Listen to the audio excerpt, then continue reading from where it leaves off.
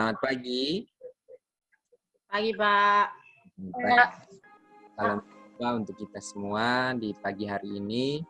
Walaupun jumlah kita sedikit, tapi kita mencoba menyelesaikan pelajaran hari ini di pertemuan terakhir untuk kompetensi dasar ini.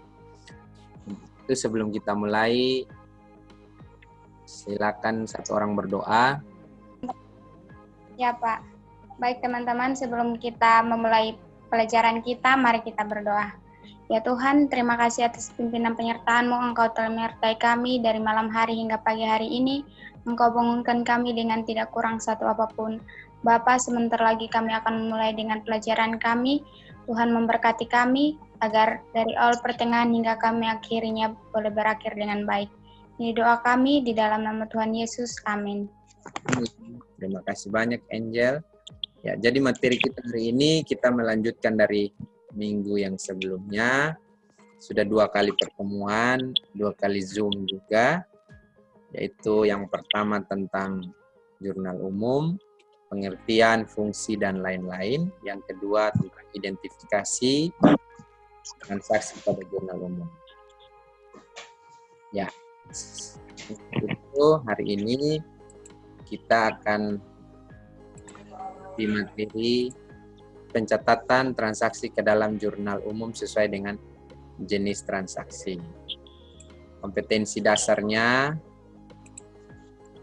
itu menerapkan proses pencatatan transaksi ke dalam jurnal umum dan melakukan pencatatan transaksi ke dalam jurnal umum. Tujuan pembelajarannya setelah peserta didik mempelajari pelajaran hari ini dapat melakukan pencatatan ke dalam jurnal umum berdasarkan contoh dengan kreatif, inovatif, secara mandiri, santun, teliti, dan bertanggung jawab. Materinya yaitu pencatatan transaksi ke dalam jurnal umum sesuai dengan jenis transaksi.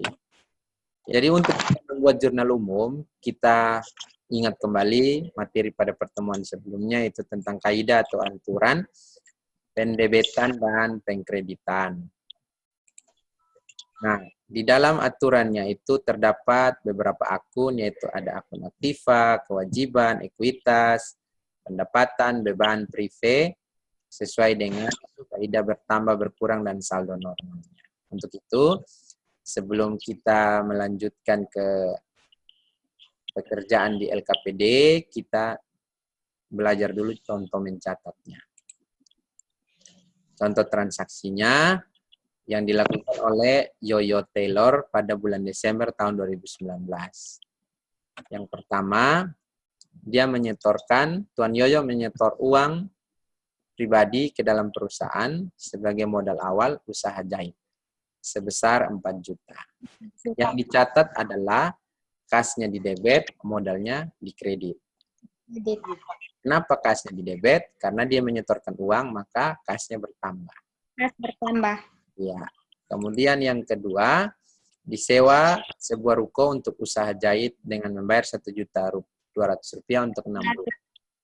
Kenapa dapatnya sewa dibayar di muka yang di debit, bukan beban sewa? Karena dia membayarnya lebih dari masa pakainya. Dia pakainya Desember, tapi bayarnya lebih dari Desember. Maka itu dinamakan harta yang disebut dengan istilah sewa dibayar di muka. Oke, sampai situ paham ya? Paham, Pak. Iya. Kita masuk di LKPD-nya. LKPD-nya sudah dibuka. Sudah semua? LKPD yang sudah Pak kirim, dibuka. Sudah. Kita mengerjakan. Ya, di LKPD itu yang punya transaksi adalah nama perusahaannya Bengkel Motor Kimi. Ya, kita catat dulu nama perusahaannya Bengkel Motor Kimi, alamatnya, kemudian jurnal atau jurnal umum, bulannya November. Sekarang transaksi yang pertama. Transaksi yang pertama, siapa yang bisa menjawab? Tanggal 2018. 2018, oh 19. 18. 18, Pak. 2018 sudah. Yang di debit kendaraan. Kendaraan itu kendaraan. Oke. Di debit. Berapa juta kendaraan? Gila. 90. 100. 100 Juta. juta. 100 juta. Oke. Yang dikredit kas. Kas berapa? 90 juta. 90 juta. Oke. Utang 10 juta. 10 juta ya. Iya, Pak. Transaksi pertama nih keterangannya apa? Pembelian apa? Pembelian minibus, Pak. Pembelian minibus. Oke. Siap. Sekarang yang transaksi kedua. Coba dia transaksi kedua. Tanggal 3 November 2018 Ya, tanggal 3 November 2018. itu kas di debit sebesar 74.250.000. 74.250. Apalagi? Habis itu biaya proporsi dan lain-lain di Biaya debit provisi dan lain-lain. di debit Masih di debit, sebesar Ya, di debit sebesar 750. 750. Pinjaman bank di kredit sebesar 75 juta. Pinjaman bank di kredit sebesar 75 juta. Oke. Mencatat pinjaman bank. Namanya mencatat Pinjaman bank. bank. Oke. Yang transaksi ketiga. Saya, Pak. Siapa? Dinda? Iya, Pak. Ya, silakan Dinda. Sewa dibayar di muka, Pak. Oke, sewa dibayar di muka. Berapa juta? 5 juta. 5 juta. Kemudian Kasnya di kredit 5 juta. 5 juta. Oke. Keterangannya?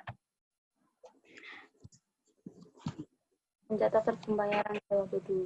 Bayaran sewa gedung. Catat pembayaran Sewa gedung. sewa gedung. Oke, ya. Jadi untuk transaksinya sudah bisa semua, sudah bisa kerja.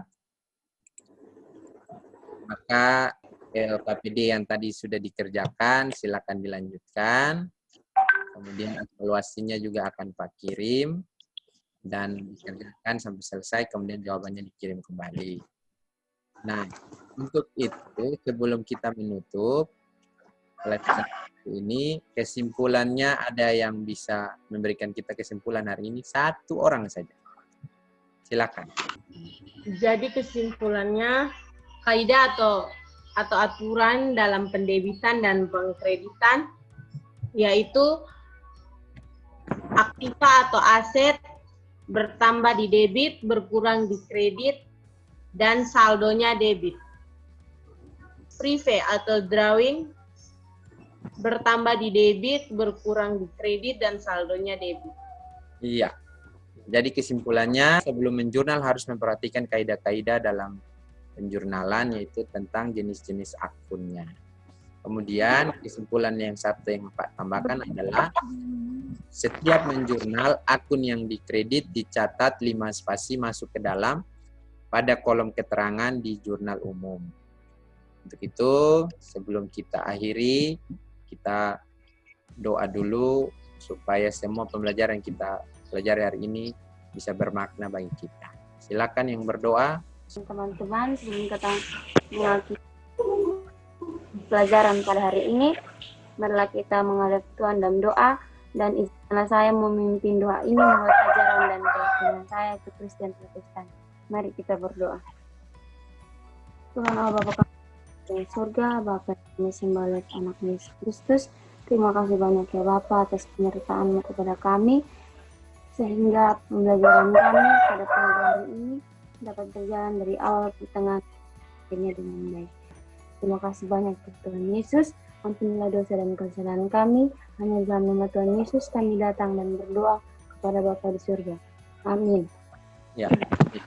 Terima kasih untuk hari ini dan selamat pagi. Pagi, Pak. Kita